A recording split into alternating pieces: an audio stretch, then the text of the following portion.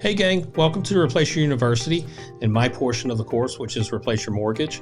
Wanted to kind of explain my journey, if I can, as quickly as possible within the next 5 minutes, my journey of coming to know this strategy and some of the concerns that I had that maybe you have as well, and how I kind of tackled some of those concerns. So number one concern I had before implementing this back in 2012 for me and my family, I've been knowing the strategy since 2009. It was shared to me by a mentor, actually an owner of a hedge fund. But in 2012 is when I actually implemented it for me and my family. And there was lots of concerns. I mean, this was a major shift. You're talking about somebody at the time, a 15-year veteran of the mortgage industry. So I'm going against the grain of anything that I'd ever believed or thought I knew. So these concerns came up, and I'm going to explain how I tackled those, and maybe it'll help you on your journey too. So number one was interest rates. Now, 2012 was an entirely different interest rate environment than what we see today. But nonetheless, rates were still going up and down, no differently than what we see today, just maybe at a different level. And so that was a concern of mine. What if interest rates go up? Because everything I've ever known about variable was not the benefits of the downside. It was also the downside of upward mobility when it comes to interest rates. And what if interest rates were to spike? So it required me to do some digging on what the history of interest rates have done over the last 40 years. And it kind of gave me some peace. So I think I encourage you to do that too, is take a look at what interest rates have done over the last 40 years. Now, we all point to one event, which was in 1981, the savings and loan crisis, where interest rates were through the roof. Now, that was mortgage rates. Didn't necessarily mean that HELOC rates and things of that nature were high. They were, because as that went up, everything else went up too. But that was mortgage rates is what we remember, because we had historic inflation and some other fundamental issues that kind of caused interest rates to spike.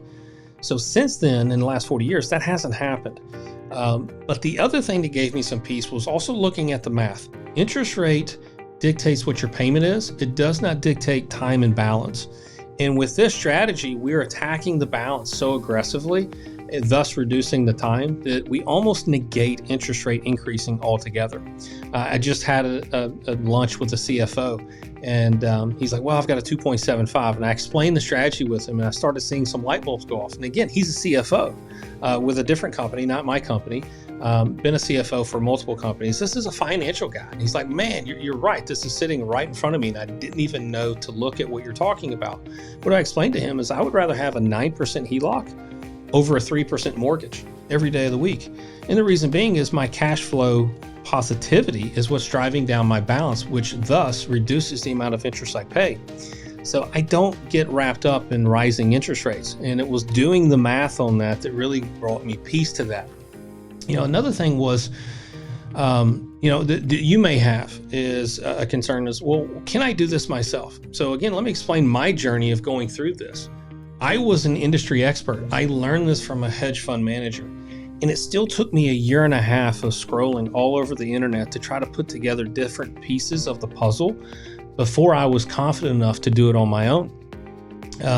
So you look at that year and a half, how much I could have saved just by jumping in. At the time, I could have saved myself $40,000 by jumping in. That's actually what our average savings is. At the time, that was a $330,000 house that I was financing onto a first lien position HELOC. Our average client is now north of that, probably in the neighborhood of $400,000 because of rising real estate prices. But our average client saves $40,000 in the first year. So had I not taken the time and just dove in head first and tried to figure it out moving forward, I could have saved myself an additional $40,000. And instead of paying my home off in 3 years, it really would have been about 2 years and 8 months. But I didn't. So, I just wanted to have some peace before I move forward. And keep in mind, we're not a company that teaches you how to get a HELOC. That's actually the easy part, is getting a HELOC. That's why we have such a strenuous vetting process on the front end, is we want to make sure that you're qualified. And that's the easiest hurdle for you to overcome, is getting the HELOC. What we get paid to do is a life hack. So we take the 10 years of experience of myself and in 8 years of being in business, of doing this personally, a lot of the additional strategies and golden nuggets that we've picked up along the way, that's what you get instantaneously. So it's going to take you about 2 weeks to learn that. instead of 18 months. And along the way, that savings, that's your rate of return. And it's a massive rate of return. Another thing that I found out when I was trying to implement this for myself was that some banks are good. Most are terrible, absolutely terrible at this. And then a few are great. So I had to do all the legwork, and now I have a team that does it, thank God, that helps vet these banks and determine who are the bad ones, who are the average ones, and who are the great ones that we really want to recommend to our clients, because HELOCs are vastly different from one bank and credit union to the other. It's not like the mortgage industry where it's very cookie cutter. All mortgages are basically the same. They're controlled by the government. Fannie, Freddie, FHA, VA, USDA. The only difference between one lender or the other is service. How good is that loan officer compared to a loan officer at another company? But HELOCs is still the wild, wild west. It's not regulated the same. So every bank and credit union has a different appetite for home equity lines of credit than the other ones, especially ones in first lien position. So we have already done that vetting process, and we can tell you who are the great ones. That could take thousands of hours. We still do that to this day. We scour the market to find out who is great over the average and definitely the subpar banks that are out there. Again, it's not easy just calling up a bank and saying, this is what I want to do. They don't understand it no differently than you. Another thing is I wanted to reduce the risk because I had to do a lot of extensive research on what ifs. What if this happens? Not just interest rates rising, but we just came through a real estate meltdown. So what if real estate values were to plummet? What does that look like? As far as we know, we are the only company out there that exclusively promotes first lien position home equity line of credit, even in an increasing interest rate environment. And it may go against your normal intuition, but there's a mathematical formula there that 2 + 2 always equals 4. And first lien it not only reduces the risk to the bank, but by doing so, you reduce the risk to yourself. So you put the bank at ease, therefore you're putting yourself at ease. And one thing that we learned, or at least I learned by going through this, instead of me running out and just getting a second lien position home equity line of credit and practicing a chunking method, was I wanted to know if something were to happen again, can the bank call my line and freeze it? And the answer was in second lien position, yes. But doing my research for 18 months prior to jumping in head first, I found out that no first lien position HELOCs were called or in default. So that gave me some peace. Another thing was, fear of missing out. I knew that there were other people. I learned about this from a wealthy mentor who told me that mortgages are financial crack to middle America. The reason being is the rich don't use them and the poor can't afford them. So what I had was really, FOMO. If the rich is doing this, then why am I not doing it? And how can I get in that sphere of influence? And how can I learn what they're learning? You don't have to have that with our program. Now that we're 8 years in business, we have thousands and thousands of clients that we corral into a community where you guys can interact with each other daily, multiple times a day. I'm in there every day posting comments and doing live videos. So are my other clients in there. So you get the benefit of leveraging a massive community. And our community, for lack of better words, has become the Better Business Bureau to banks. So you could post in there, hey, I'm thinking about this bank because it came highly recommended by Michael and his team. What are you guys' thoughts on this? And they'll tell you.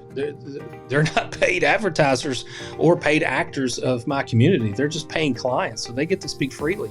And they'll tell you their honest opinion of how they feel about that bank and what the pros and cons are. Now, just because someone chose a certain bank that we may have recommended doesn't mean that they're a right fit for you.